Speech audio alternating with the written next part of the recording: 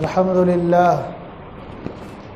لله رب العالمين والصلاة والسلام على سيد الأنبياء والمرسلين أما بعد أعوذ بالله من الشيطان الرجيم بسم الله الرحمن الرحيم شهر رمضان الذي أنزل فيه القرآن هدى للناس وبينات من الهدى والفرقان صدق الله العظيم عن عبد الله بن عمرو رضي الله تعالى عنهما قال قال رسول الله صلى الله عليه وسلم الصيام والقرآن يشفعان للعبد فيقول الصيام أي ربي إني منعته الطعام والشهوات بالنهار فشفعني فيه ويقول القرآن أي ربي إني منعته النوم بالليل فشفعني فيه فيشفعان رواہ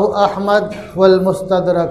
حضرات محترم، رمضان المبارک کا یہ مہینہ چل رہا ہے اور آج چوتھا روزہ ہے۔ رمضان اور قرآن کا ایک دوسرے سے بہت گہرا تعلق ہے۔ جتنی کتابوں کا نزول ہوا ہے جو آسمانی کتابیں ہیں، ایک روایت کے مطابق سب کا رمضان ہی میں نزول ہوا۔ مصحف ابراہیمی ہو، تورات ہو، انجیل ہو، زبور ہو یا دیگر صحیفے ہوں، سب کا نزول رمضان میں ہوا ہے۔ روزے کا مقصد کیا ہے؟ اللہ نے فرمایا لعلکم تتقون، تاکہ تقوی اختیار کرو، پرہیزگاری اختیار کرو۔ قرآن یعنی کتاب اللہ کا مقصد کیا ہے؟ اللہ کہتا ہے شہر رمضان الذی انزل فیہ القرآن ھدی للناس وبینات من الھدی والفرقان۔ یہ جگہ اللہ نے کیا کہا؟ ذالک الکتاب لا ریب فیہ ھدی للمتقین، ھدی پرہیزگاروں کے لیے یہ کتاب کیا ہے؟ ہدایت کا سر چشمہ ہے، ہدایت کا سر چشمہ ہے۔ اور چونکہ جہالت ایک تاریکی ہے اور ایک طرح کا ظلم ہے دیکھا جائے تو، اس واسطے قرآن کی جو سب سے پہلی آیت نازل ہوئی، میں یہ بتاتا چلوں، جو بھی کتابیں آسمانی نازل ہوئی ہیں روزے کی حالت میں، جناب صلی اللہ علیہ وسلم مسلسل روزے سے رہا کرتے تھے۔ غار حرا میں جو پہلے وحی نازل ہو کیا ہے؟ اقرا بسم ربک الذی خلق، پڑھو اپنے اس رب کے نام سے جس نے پیدا کیا، جس نے پیدا کیا۔ تو پڑھنے سے گویا کہ کیا ہے؟ شروعات ہو رہی ہے کہ ہمیں پڑھنا چاہیے، خوب پڑھنا چاہیے۔ باقی یہ ہے کہ اس رب کے نام سے پڑھنا چاہیے جس نے پیدا کیا۔ ہم کچھ بھی پڑھیں جو کہ انسانی زندگی کے لیے کارآمد ہو اور حیوانوں کے لیے کارآمد ہو، نباتات کے لیے کارآمد ہو، جمادات کے لیے کارآمد ہو، لیکن پڑھائی میں اللہ کا نام شامل ہونا چاہیے۔ اگر اللہ کا نام شامل نہیں ہوگا تو پھر جو تاریکی ہمارے اندر ہے وہ دور نہیں ہوگی، اور بعض دفعہ وہ تاریکی بڑھتی جائے گی اور بعض دفعہ انسان پتہ نہیں کہاں سے کہاں پہنچ جاتا ہے۔ تو میں عرض کر رہا تھا کہ روزے کا مقصد کیا ہے؟ تقوی۔ قرآن کیا کہہ رہا ہے کہ یہ ہدایت کا سر چشمہ ہے پرہیزگاروں کے لیے، تقوی والوں کے لیے۔ اور قرآن کی جو پہلی آیت نازل ہے اس کا تعلق کس سے ہے؟ پڑھنے اور پڑھانے سے ہے۔ پتہ کیا چلا کہ پڑھنا اور پڑھانا انسانی زندگی کا ایک بہت بڑا فریضہ ہے، بہت بڑی ذمہ داری ہے کہ جب پڑھتے پڑھاتے رہیں گے، اللہ کا نام شامل ہوگا تو انسان ہر طرح کی ترقیات سے مالا مال ہوگا، اپنا ترقی کرے گا، کنبہ ترقی کرے گا، ملک و ملت کی خدمت کرے گا، قوم کی خدمت کرے گا، وطن کی خدمت کرے گا۔ اور جو لوگ پڑھیں گے نہیں، پڑھنے میں پیچھے رہ جائیں گے اور دوسری چیزوں میں مست رہیں گے، حالات اور زمانے کے اعتبار سے ایسی تبدیلیاں ہوتی جا رہی ہیں کہ جس کے پاس علم نہیں ہوگا، کتنا بھی مال و دولت ہو، کتنا بھی روپے کی ریل پیل ہو، کچھ بھی ہو، وہ کسی شمار قطار میں نہیں رہ پائے گا۔ حالات ایسے آ رہے ہیں کہ چند سیکنڈ میں، چند منٹ میں ارب پتی روڑ پتی ہو جاتے ہیں۔ اس واسطے اللہ نے جو سب سے پہلی آیت کا نزول فرمایا اس کا تعلق پڑھنے سے ہے۔ میں خاص طور سے اپنے نونہالوں سے جن کا 10ویں کا ایگزام چالو ہے اور اپنے ان نونہالوں سے جن کا 12ویں کا امتحان 13 مارچ کو ہو چکا ہے، ختم ہو چکا ہے، وہ آگے کی تیاری کر رہے ہیں، میں ان سے زور دے کر کے کہہ رہا ہوں کہ تم ساری چیزوں کو تج کر کے پڑھنے پر دھیان دو، ساری چیزوں کو پیچھے چھوڑ دو، ساری چیزوں کو پیچھے چھوڑ دو، ایک وقت کھانا کھاؤ، پھٹی چڈی پہن کر کے اپنا کام چلاؤ۔ میں پھٹی چڈی اس لیے کر رہا ہوں، ایک صاحب سے میری ملاقات ہوئی، ضعیف العمر ہے، شادی بیاہ کا مسئلہ تھا کچھ، تو نے کہا تو لیٹ کیسے ہوگا؟ تو بولے مولانا ہمارے 2 بیٹے تھے اور ہم پترے کے گھر میں رہتے تھے، اتنی گرمی ہوتی تھی کہ ہمارے بیٹے کی چڈی کا ایک حصہ پسینے سے پھٹ جایا کرتا تھا، اس پہ ہم پیون لگا دیا کرتے تھے، اتنی غربت کا عالم تھا، لیکن دونوں بیٹوں نے پڑھ لیا۔ کتنی غربت سے پڑھا؟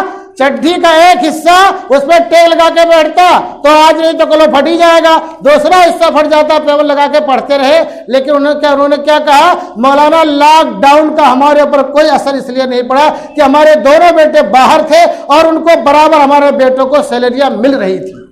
میں یہ کہنا چاہتا ہوں کہ ہمارے نونہالوں، نوجوانوں جن کا 12ویں کا امتحان ہو چکا ہے یا جو 10ویں کا امتحان دے رہے ہو، پڑھنے پر اپنی توجہ رکھو، پڑھنے پر اپنی توجہ رکھو۔ اگر تمہارے پاس علم ہے، دنیا کے کسی کونے میں پہنچ کر کے تم ارب پتی بن سکتے ہو، اور اگر علم نہیں ہے تم ارب پتی ہو اپنے ملک اور وطن میں، اپنے گھر میں رہ کر کے بھی ایسا وقت بھی خدا نہ لائے، آ سکتا ہے کہ بھکاری بن سکتے ہو۔ خیر، تو قرآن کا اور رمضان کا بہت گہرا تعلق ہے، بہت گہرا تعلق ہے۔ سب سے پہلی چیز کیا ہے؟ روزے کا مقصد تقوی، قرآن کا مقصد تقوی۔ دوسری چیز کیا ہے؟ شفاعت۔ کیا ہے؟ شفاعت۔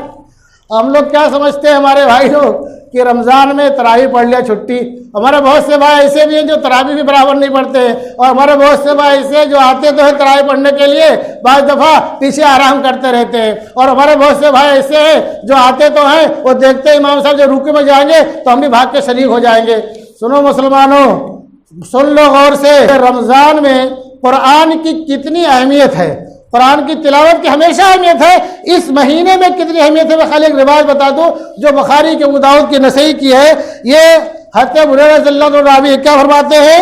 قال کان یعرض النبی صلی اللہ علیہ وسلم بكل عام مرتن، کہ جبریل امین حضرت حضور صلی اللہ علیہ وسلم کے ساتھ ہر سال قرآن کا دور کرتے۔ جب آپ دنیا سے رخصت ہوئے جس سال، آپ نے 2 بار قرآن کا دور کیا۔ کئی بار کیا؟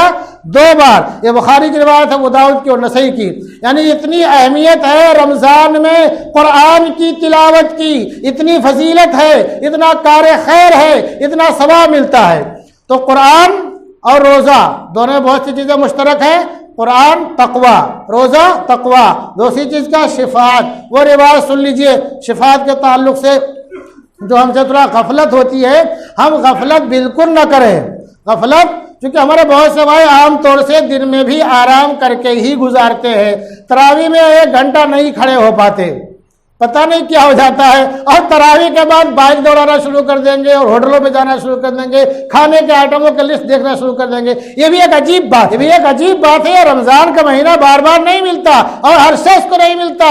جو قسمت والے ہیں، مقدر والے ہیں، خوش نصیب ہیں، یہ ان کو ملتا ہے۔ پتہ نہیں آج ہم اور آپ یہاں بیٹھے ہیں، ہو سکتا ہے اگلے جمعہ کو ملاقات نہ ہو سکتا ہے اگلے سال ہم نہ رہیں۔ تو جو بھی وقت ملتا ہے اس کو غنیمت سمجھو۔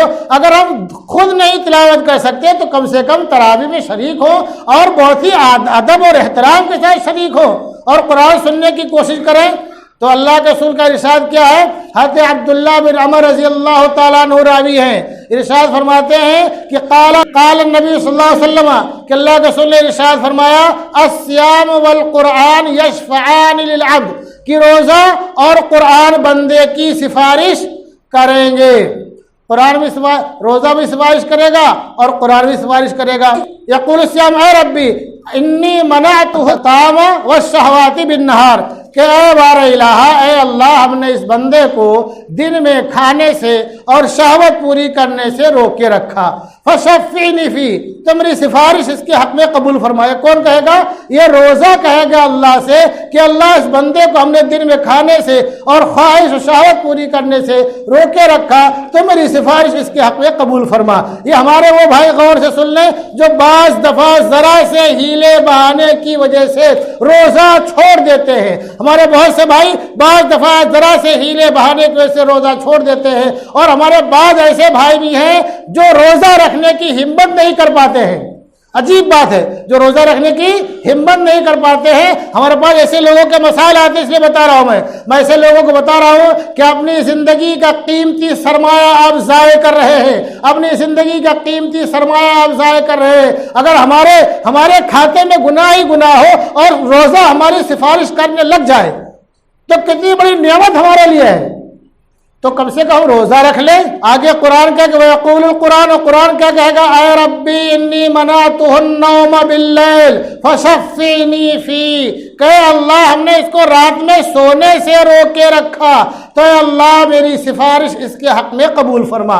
اب دو سفارشی ہیں ہمارے وہ بھائی جن سے روزہ رکھنے میں غفلت ہو رہی ہے، وہ ہمت کریں، روزہ کوئی مشکل کام نہیں ہے۔ وہ لوگ جو 10 15 20 سال سے شوگر کے مریض ہیں، ڈاکٹر ایسی دوا بتا دیتا ہے کھانے کی ترتیب کہ وہ بھی روزہ رکھ لیتے ہیں، روزہ چھوڑنے کی نوبت نہیں آتی ہے۔ تو ہمارے وہ بھائی جو کہ ہٹے کٹے ہیں وہ خالی ڈرتے ہیں کیسے روزہ رکھ پائیں گے، کبھی رکھا نہیں ہے۔ ہمت کرو، روزہ سے آسان تو میں سمجھتا ہوں کوئی عبادت ہی نہیں ہے۔ کچھ نہیں کرنا بھائی، سحری کھا لے، جم کے کھا لو، شام تک کچھ کھانا پینا نہیں ہے، کچھ کرنا ہے بیچ میں، روزہ کے لیے کچھ بیچ میں کرنا ہے، کچھ نہیں کرنا ہے۔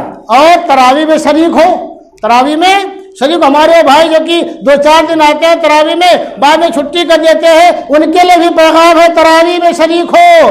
قرآن تمہارا سفارشی بنے گا، روزہ تمہارا سفارشی بنے گا، اور جس کا سفارشی روزہ ہو جائے، قرآن ہو جائے، اس کی سفارش رد نہیں ہوتی ہے، اس کی سفارش رد نہیں ہوتی ہے۔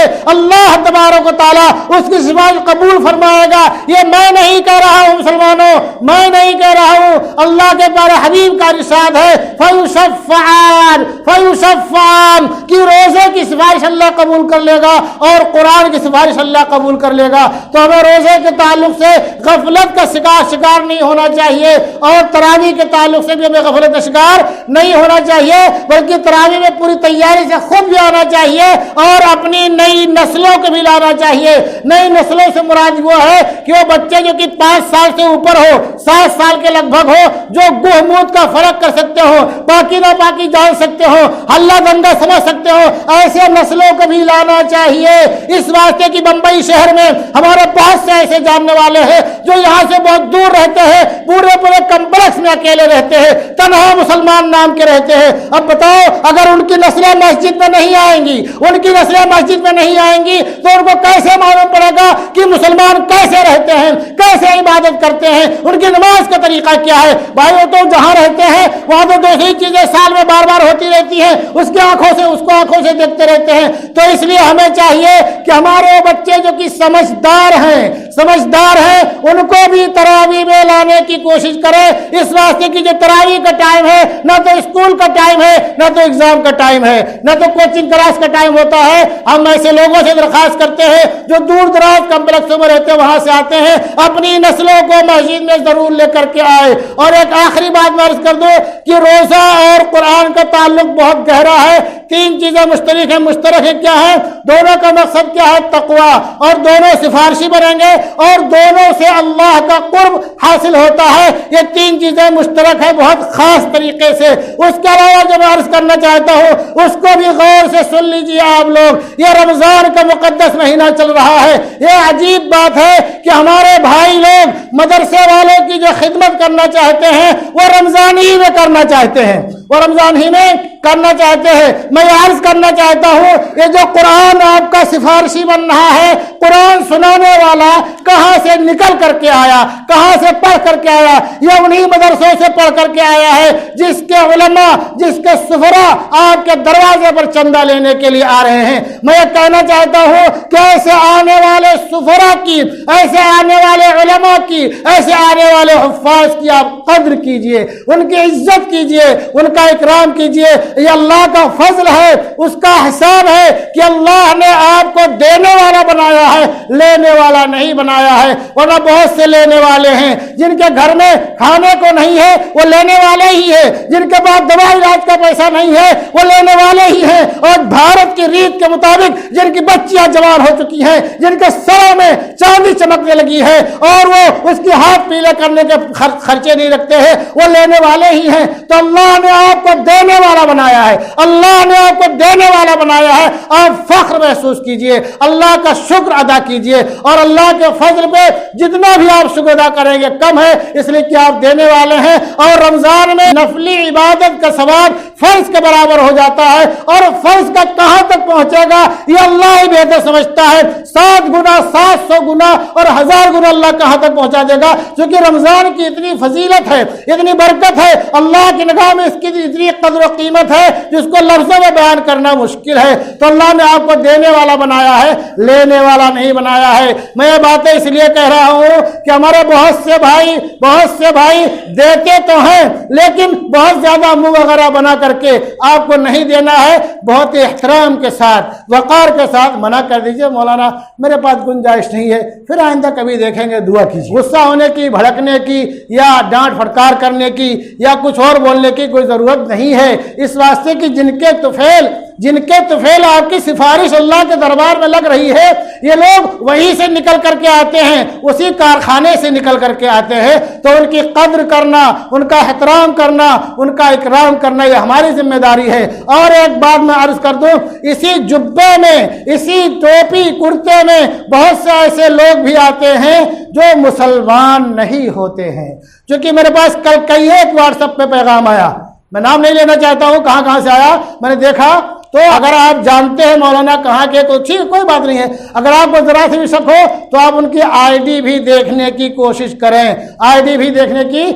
کریں، وہ ہمارے نام پہ بہت سے ایسے لوگ ہیں جو لاکھوں روپیہ ہضم کر جاتے ہیں، اپنی قوم کا پیسہ جو غریبوں کے کام آتا، جو مدارس کے کام آتا اور جو علماء اور فقہا کی خدمت کے لیے کام آتا، وہ ہڑپ کر جاتے ہیں۔ تو کبھی کبھار اگر آپ کو شک ہو تو آپ فوراً ان کی آئی ڈی دیکھنے کی کوشش کیجئے۔